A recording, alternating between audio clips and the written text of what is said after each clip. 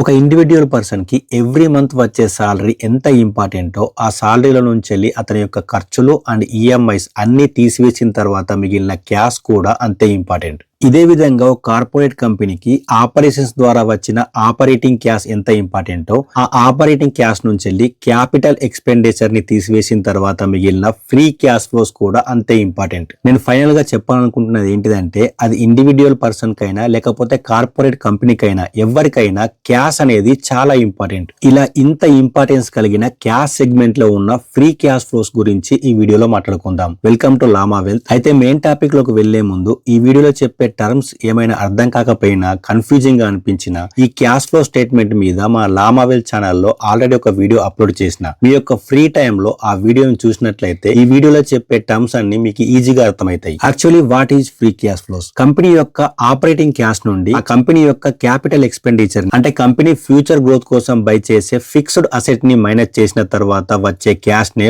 Free cash flows అంటాం. Simple గా చెప్పాలంటే ఆపరేటింగ్ క్యాష్ నుండి క్యాపిటల్ ఎక్స్పెండిచర్ ని మైనస్ చేసిన తర్వాత మిగిలిన క్యాషే free cash flows. So free cash flows equal to operating cash flows minus capital expenditure capex.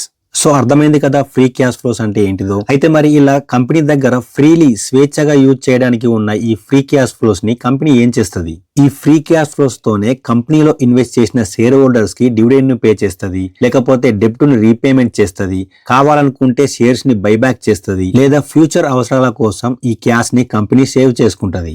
అయితే ఏ కంపెనీలు అయితే డిసిప్లిన్ గా క్యాపెక్స్ ని చేస్తూ కూడా ఎక్కువ ఫ్రీ క్యాష్ ఫ్లోస్ ను సంపాదిస్తాయో అటువంటి కంపెనీల మీద ఇన్వెస్టర్స్ పాజిటివ్ గా ఉంటారు. ఇప్పుడు ఒక కంపెనీని ఎగ్జాంపుల్ గా తీసుకొని ఆ కంపెనీ లోపల ఫ్రీ క్యాష్ ఫ్లోస్ ఎలా చెక్ చేయాలో చూద్దాం. ఇందుకోసం నేను స్క్రీనర్ ని ఓపెన్ చేస్తున్నా. ఈ స్క్రీనర్ లోపల KPIT అనే కంపెనీ టైప్ చేస్తున్నా. కాస్త కిందికి వస్తే మనకు క్యాష్ ఫ్లో స్టేట్మెంట్ కనబడుతుంది. ఈ క్యాష్ ఫ్లో స్టేట్మెంట్ లో cash from operations, cash from investing, cash from financing ఈ మూడు కనబడతాయి కదా. సో 2025 లోపల క్యాష్ ఫ్రమ్ ఆపరేషన్స్ ద్వారా 1390 కోట్లను కంపెనీ సంపాదించింది. క్యాష్ ఫ్రమ్ ఇన్వెస్టింగ్ యాక్టివిటీని మనం ఓపెన్ చేసినట్లయితే ఇందులో ఫిక్స్డ్ అసెట్స్ ని ఎంత పర్చేజ్ చేసిందో కనబడుతుంది. ఈ 2025 లోపల 130 కోట్ల విలువైన ఫిక్స్డ్ అసెట్స్ ని పర్చేజ్ చేసింది. సో మనం ఫ్రీ క్యాష్ ఫ్లోస్ అంటే ఏమనుకున్నాం? ఆపరేటింగ్ క్యాష్ లో ఉంచెల్లి క్యాపెక్స్ ని మేనేజ్ చేస్తే వచ్చేది ఫ్రీ క్యాష్ ఫ్లో అనుకున్నాం కదా.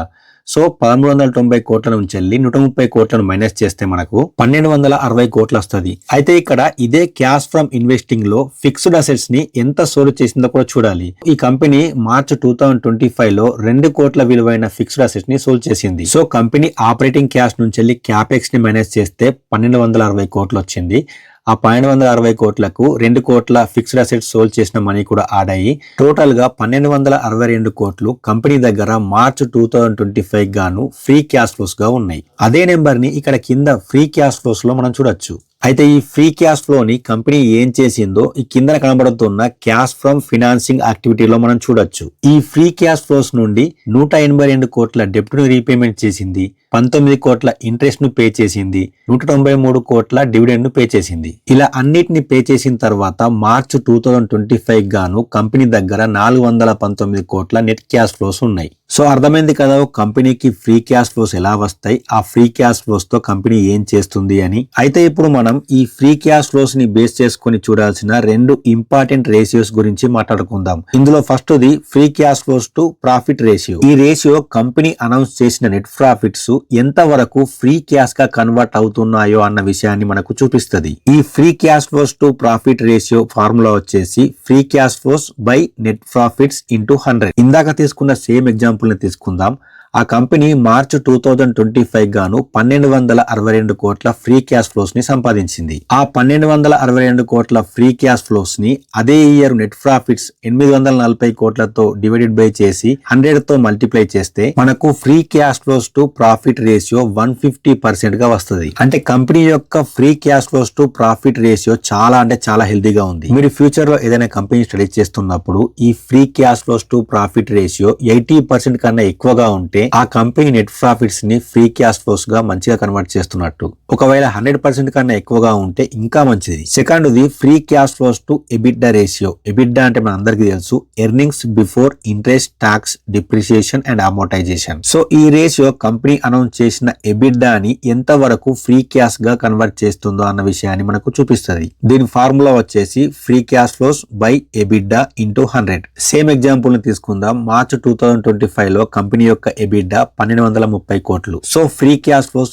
1262 కోట్లు బై ఎబిడ్డా 1230 కోట్లు ఇంటూ 100 ఈక్వల్ టు 102% వస్తుంది. అంటే కంపెనీ ఎబిడ్డా నెంబర్స్ ని 102% ఫ్రీ క్యాష్ ఫ్లోస్ గా కన్వర్ట్ చేస్తుంది అన్నట్టు. ఒక కంపెనీ యొక్క free cash flows to EBITDA ratio 60 నుంచి 80% ఉంటే ఆ కంపెనీ మంచి కంపెనీగా చూడాలి. ఒకవేళ 80% కన్నా ఎక్కువగా ఉంటే అది ఇంకా బెటర్. సో అర్థమైంది కదా free cash flows and free cash flows లో ఉన్న రేషియోస్ గురించి. నెక్స్ట్ వీడియోలో కంపెనీని మనం స్టడీ చేసేటప్పుడు ఆ కంపెనీలో యాక్చువల్లీ మనం ఏమేమి చూడాలి అనే విషయాల గురించి మాట్లాడుకుందాం. అప్పటిదాకా be healthy, happy investing and Jai Hind.